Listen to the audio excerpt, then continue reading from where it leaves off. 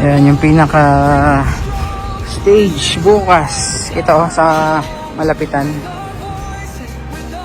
Tapos ikot ko muna yung ating camera, no? Dito tayo sa may bandang gitna para mas makita nyo yung kabuuan ng magiging venue bukas para sa 80th birthday ni former President Rodrigo Roa Duterte. Through every trial, through every fight, he stood for us, he did what's right. Now the voices rise again, a million hearts a call to send. Through every tear, through every cheer, we stand as one, we make it clear. Bring him home, bring him strong, this is where his heart belongs. With our voices, with our hands, we will fight, we will stand. Through the fire, through the storm, he kept this land proud and warm. Fearless spirit, steady guide, with him we walk side by side.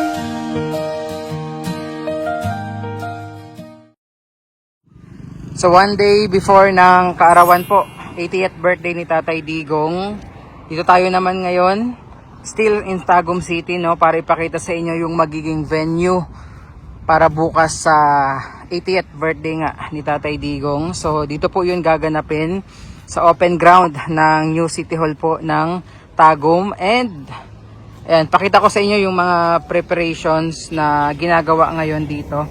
So as of 10:44 AM, March 27, 2025. Ayan, kasalukuyan na pong nagsiset up ng stage dito para sa big day ni dating Pangulong Rodrigo Duterte dito po sa Tagum City.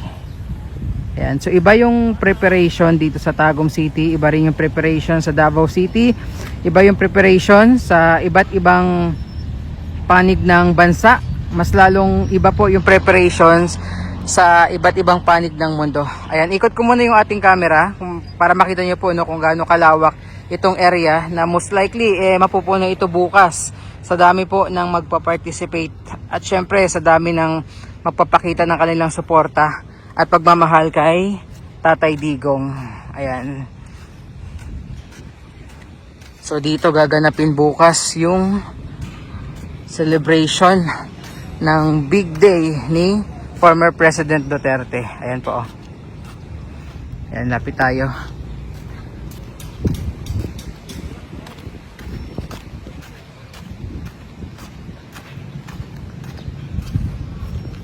Ayan.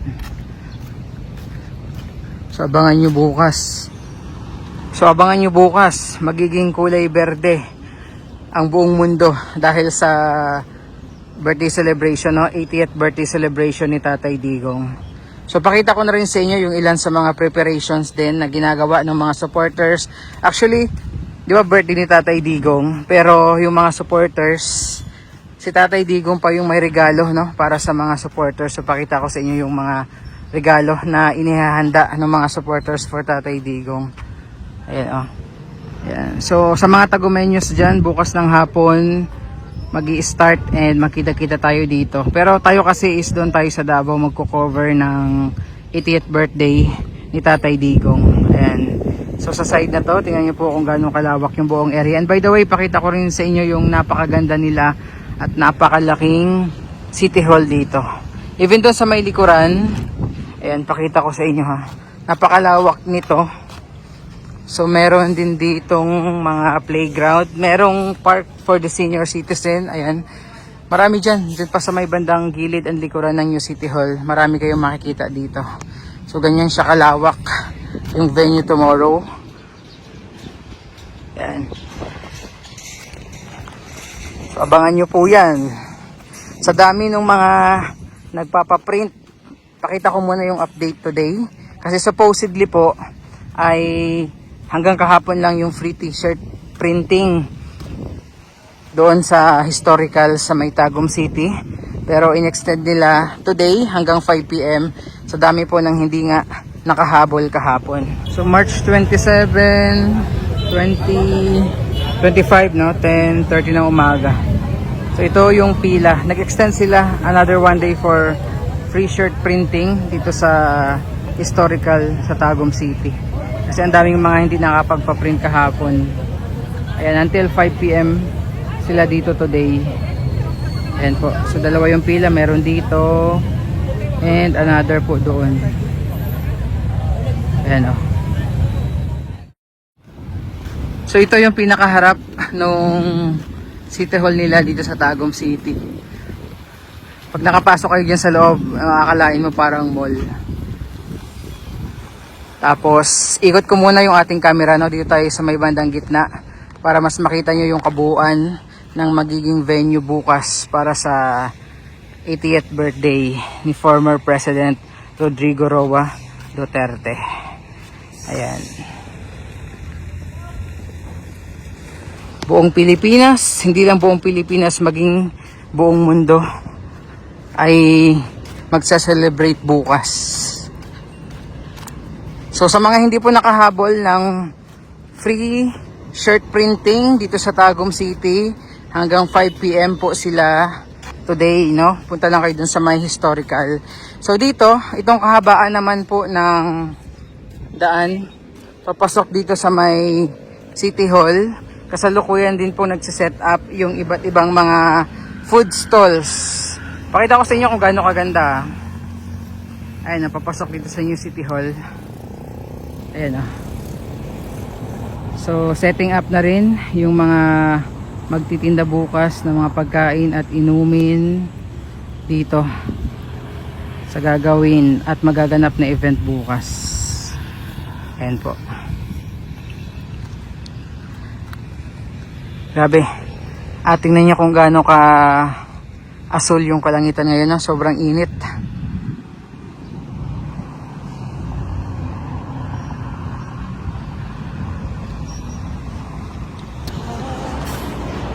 So dito tayo sa pinaka stage area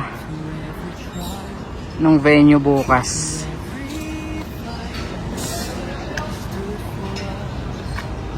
So yan yung mga nagsa-set up today dito. So, tingnan ko, pakita ko sa inyo yung view dito sa taas po ng open area.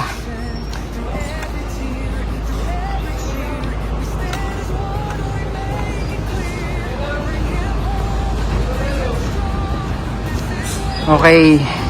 Ayan o. So ito yung pinaka stage area. And ayan yung open ground kung saan magtitipon-tipon bukas yung mga taga-suporta ni dating Pangulong Rodrigo Roa Duterte para sa kanyang 80th birthday po.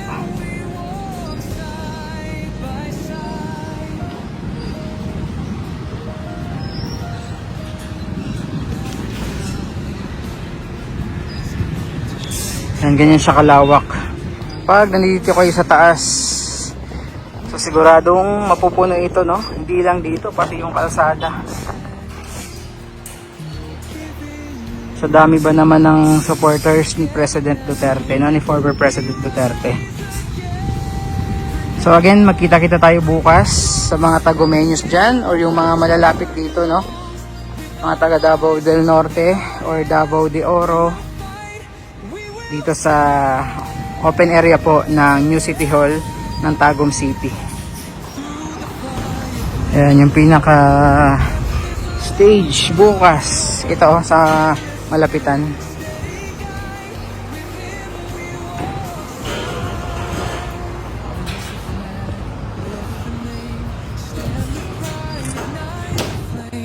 For the leader, for the fight, we will stand in morning light.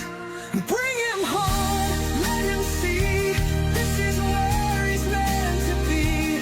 With our hearts we march along, for our leader proud and strong. No retreat, no stepping down, we're behind him all around. With one voice we call his name. Okay, so yan muna yung ating update dito sa Tagum City and mamaya po biyahe naman tayo papunta dun sa Davao City. So dun tayo magko-cover starting this afternoon po and until tomorrow. And papasyal din tayo doon sa bahay ni Tatay Digong ulit, no, na binabantayan din ng mga supporters. So yan muna yung ating update. Magkita-kita tayo bukas, no, sa iba't ibang venue para sa big day ng ating pinakamamahal na Tatay Digong. And yan muna yung ating update. And again, ito muna yung ating update dito sa Tagum City. God bless and ingat po tayong lahat.